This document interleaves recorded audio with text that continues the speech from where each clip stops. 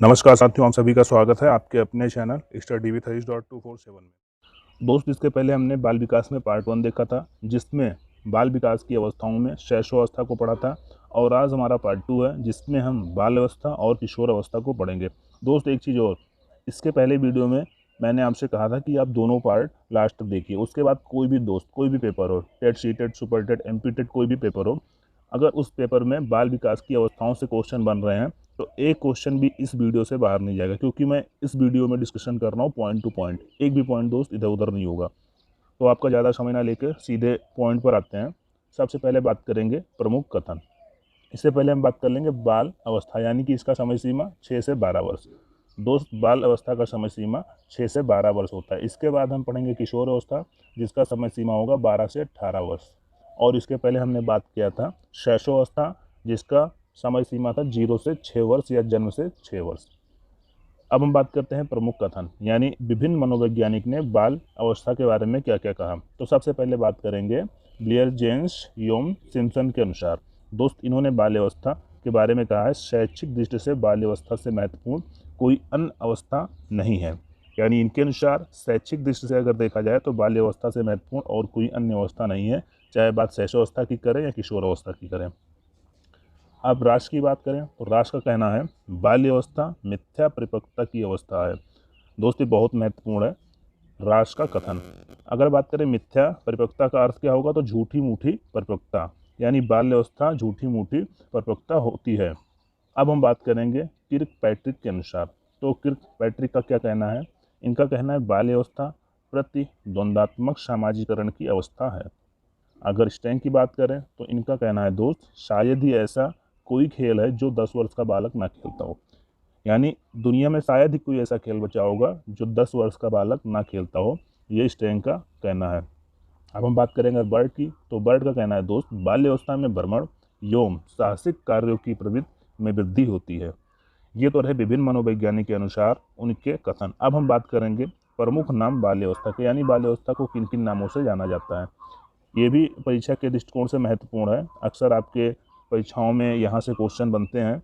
जैसे आपको गंदी उम्र दे दिया या डर्टी एज दे दिया और ऑप्शन में 4 ऑप्शन दे दिया, शैशवावस्था, बाल्यावस्था और किशोरावस्था, और पूछ लिया कि गंदी उम्र या डर्टी एज को किस नाम से जाना जाता है। तो दोस्त, वहाँ आपका सही उत्तर होगा बाल्यावस्था। अब हम बात करें प्रमुख नाम, यानी बाल्यावस्था के प्रमुख नाम, बाल्यावस्था को किन किन नामों से जाना जाता है। तो सबसे पहले हम बात करेंगे गंदी उम्र। इसको गंदी उम्र या डर्टी एज के नाम से जाना जाता है।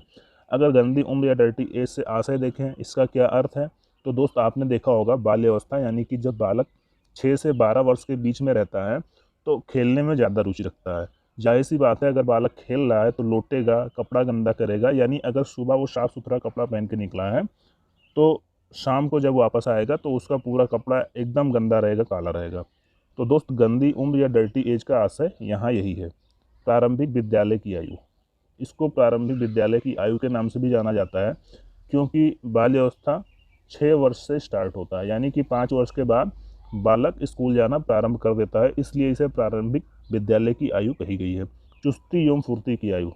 दोस्त, अगर चुस्ती एवं फुर्ती की बात करें तो आपने देखा होगा, यदि आपके घर में कोई बालक है जो कि 12 साल से कम है और 6 साल से ऊपर है, तो वो हमेशा एक्टिव रहता है दोस्त काम को करने के लिए। जैसे अगर घर में कोई मेहमान आ गए हैं तो एकदम एक्साइटेड रहेगा मेहमानों को चाय पानी देने के लिए। अब हम बात करें टोली की उम्र या समूह की उम्र। इसका अर्थ है दोस्त, बाल्य अवस्था में बालक हमेशा समूह में रहना पसंद करता है, हमेशा 2-4 के ग्रुप में रहेगा, हम उम्र लोगों के साथ में वो रहेगा। और आगे हम बात करें खेलों की उम्र, तो अभी हमने पहले बात किया है कि जब बालक 6 से 12 वर्ष के बीच में होता है तो खेलने में ज़्यादा रुचि रखता है, यानी इसे खेलों की उम्र के नाम से भी जाना जाता है। मूर्त चिंतन। अगर दोस्त यहाँ मूर्त की बात करें तो मूर्त दोस्त, जैसे कोई चीज़ अगर सामने है, मतलब जो चीज़ दिख रहा है वो मूर्त है, जो चीज़ नहीं दिख रहा है वो अमूर्त है। और चिंतन की बात करें तो जैसे कोई ऑब्जेक्ट सामने रखा है, अगर उस चीज़ को देख के हम चिंतन कर रहे हैं तो वो मूर्त चिंतन है। जैसे अगर सेब सामने रखा है तो आप सेब के बारे में अगर सोच रहे हैं, विचार कर रहे हैं, तो वो चीज़ मूर्त चिंतन है। लेकिन अगर यहीं अमूर्त की बात करें तो दोस्त, अगर कोई भी चीज़ हमारे सामने नहीं है, जैसे अगर हम सेब के बारे में चिंतन कर रहे हैं, हमने कभी सेब देखा नहीं, सेब हमारे सामने है नहीं, और अगर उसके बारे में सोचने को कह दिया जाए तो वो चीज़ अमूर्त चिंतन होगा। तो इसे मूर्त चिंतन की अवस्था भी कहा जाता है। शैक्षिक दृष्टि से सबसे महत्वपूर्ण काल है। यानी बाल्य अवस्था की बात करें तो शैक्षिक दृष्टि से सबसे महत्वपूर्ण काल के नाम से भी इसे जाना जाता है। फिर मिथ्या परिपक्वता की उम्र, यानी जैसे बच्चे छोटे मोटे काम करके खुद को बड़ा समझ लेते हैं। अगर इसके उदाहरण की बात करें दोस्त, तो जैसे बाल्य अवस्था में आपने देखा होगा घर में कोई बालक है 6 से 12 वर्ष के बीच में, क्या करेगा, जैसे घर में कोई भी मान लीजिए 10 केजी का कोई भी चीज़ है उसे उठा लिया, तो अपने आप को दूसरों के सामने ऐसे शो करेगा, ऐसे लगेगा कि उसने 1 कुंटल का कोई सामान उठाया है। तो इसमें सीधे सीधे यही है कि जैसे बच्चे छोटे मोटे काम करके खुद को बड़ा समझते हैं, मिथ्या परिपक्वता की उम्र के नाम से भी इसे जाना जाता है। आगे हम बात करें निरुद्देश्य भ्रमण, यानी बालक भ्रमण तो करता है लेकिन भ्रमण करने का उसका कोई उद्देश्य नहीं होता है। आगे प्रतिद्वंदात्मक सामाजिकरण की अवस्था के नाम से भी इसे जाना जाता है। उत्पाती अवस्था के नाम से ही जाना जाता है दोस्त इसे। समूह भावना की शुरुआत, दोस्त इसी उम्र से समूह भावना की शुरुआत होती है, बालक समूह में रहना स्टार्ट कर देता है, तो इसे समूह भावना की शुरुआत के नाम से भी जाना जाता है। दोस्त अब हम बात करेंगे विशेषता, यानी कि बाल्य अवस्था के कुछ प्रमुख विशेषताएं। जिज्ञासा की प्रवृत्ति सबसे तेज होती है।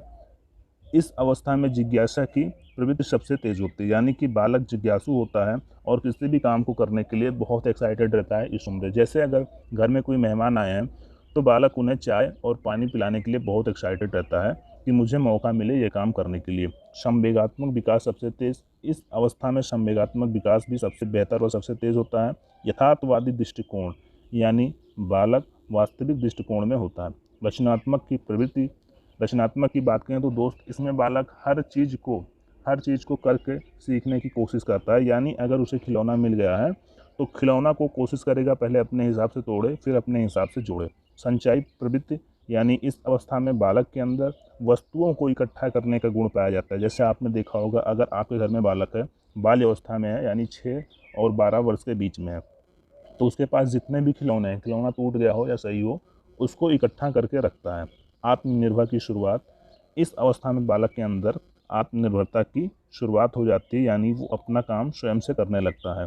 काम वासना शांत, समलैंगिक प्रेम, अगर समलैंगिक प्रेम की बात करें तो जैसे होता है विद्यालय में आपने देखा होगा बालक का अलग ग्रुप और बालिका का अलग ग्रुप बन जाता है, यानी बालक बालक के साथ रहना पसंद करता है और बालिका बालिका के साथ रहना पसंद करती है। मित्र का चयन, यानी इस अवस्था में या हम कह सकते हैं बाल्य अवस्था में बालक के अंदर ये गुण आ जाता है कि उसे अच्छे और बुरे मित्र का पहचान हो जाता है। सामूहिकता की भावना, इस अवस्था में बालक समूह में रहना ज़्यादा पसंद करता है। नैतिकता का उदय, नैतिकता का उदय, दोस्त इस अवस्था में बालक के अंदर नैतिकता का उदय होने लगता है, यानी अच्छे और बुरे की पहचान करना स्टार्ट कर देता है इस अवस्था में। प्रशंसा पाने या अनुमोदन की इच्छा, इस अवस्था में बालक के अंदर प्रशंसा पाने की इच्छा रहती है। जैसे अगर बालक को होमवर्क दिया गया है, उसके बाद लेके जा रहा है स्कूल में दिखा रहा है, तो इसी उम्मीद के साथ दिखाता है कि हमें गुड या वेरी गुड मिलेगा। अगर उससे एक दिन गुड मिल गया तो अगले दिन उसका कोशिश यही रहता है कि मैं और अच्छा काम करूं और मुझे वेरी गुड मिले। तो इस अवस्था में प्रशंसा पाने या अनुमोदन की इच्छा रहती है। हीन भावना का शिकार होना, इस अवस्था में बालक हीन भावना का शिकार होने लगता है। प्रतिस्पर्धा की भावना का उदय, यानी दोस्त इस अवस्था में बालक में कंपटीशन होने लगता है, यानी कंपटीशन का ज्ञान हो जाता है, प्रतियोगिता करने लगता है बालक इस अवस्था में कि अगर इसका 90% है तो मेरा 95% रहेगा एग्ज़ाम में। बहिर्मुखी प्रवृत्ति होती है, जिसे हम कहें कि बालक फ्रैंक रहता है इस एज में, यानी बिना शर्माए बात करता है। इस उम्र में कोई भी काम बिना संकोच के करता है। भाषा संप्रेषण का विकास, नेता या मुखिया बनने की तीव्र इच्छा, आपने देखा होगा कि घर में छोटा बालक है तो नेता या मुखिया बनने का रोल ज़्यादा करता है या पुलिस या चोर बनने का रोल ज़्यादा करता है। खेल खेल में वो पुलिस बन जाता है या चोर बन जाता है। खोखली मित्रता, दोस्त इस अवस्था में बालक के अंदर खोखली मित्रता पाई जाती है, यानी अगर बालक आपसे कुछ कहा है तो ज़रूरी नहीं कि उस चीज़ को वो कर ही देगा। अब हम बात करेंगे बाल्य अवस्था में शारीरिक विकास। तो अगर शारीरिक विकास की बात करें तो दोस्त इसका अध्ययन हम 2 पार्ट में करेंगे।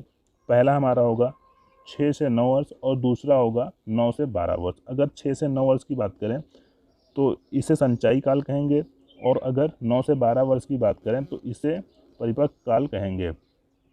दोस्त 6 से 9 वर्ष में आपने देखा होगा शारीरिक विकास तेज होता है। क्यों? क्योंकि अभी हमने पहले बात किया है जैसे शैशव अवस्था है तो उसमें लंबाई बहुत तीव्र गति से बढ़ती है, लेकिन आपने देखा होगा जैसे बालक बाल्यावस्था में पहुंचता है, यानी जैसे ही 6 वर्ष क्रॉस करता है उसकी लंबाई स्लो हो जाती है, यानी लंबाई उसकी बढ़नी स्लो हो जाती है।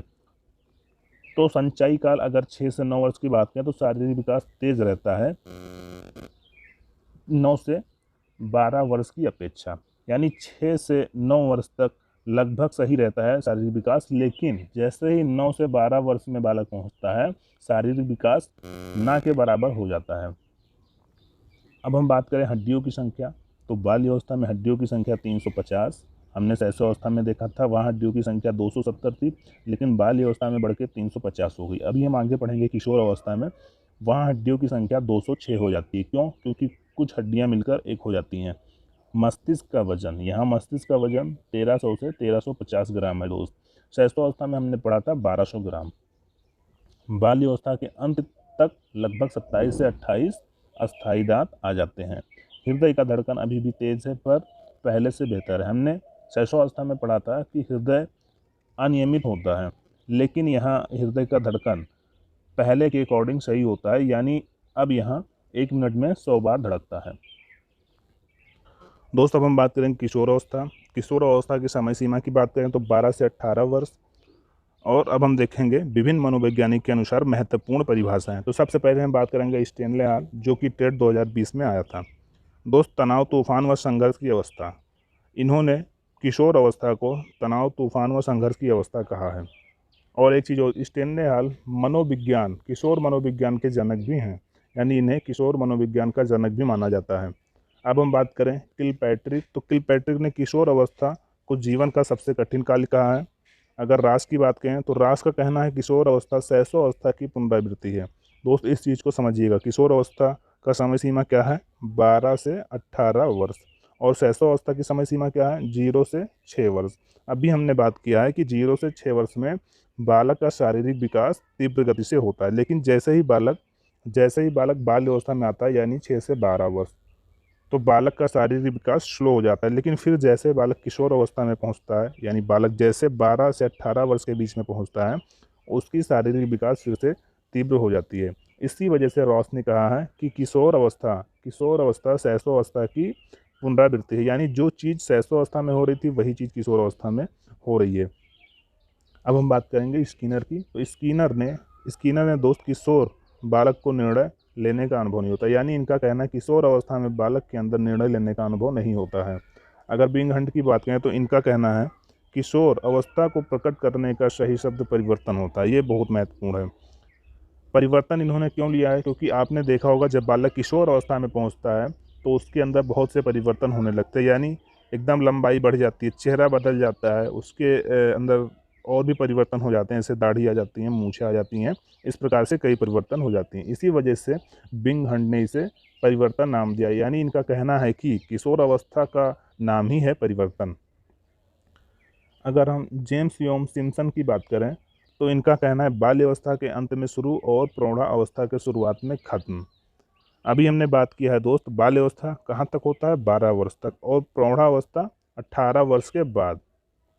दोस्त 18 वर्ष के बाद। और अगर हम किशोर अवस्था की बात करें तो इसका समय सीमा 12 से 18 वर्ष, यानी बाल अवस्था के बाद शुरू और प्रौढ़ा अवस्था से पहले खत्म। ये मानना है जेम्स योम सिम्पसन का। अब बात करें बैलेंटाइन का, तो इन्होंने किशोर अवस्था अपराध प्रवृत्ति के विकास का नाजुक समय कहा है। और ग्रीन की बात करें तो जीवन का वसंत काल इन्होंने कहा है।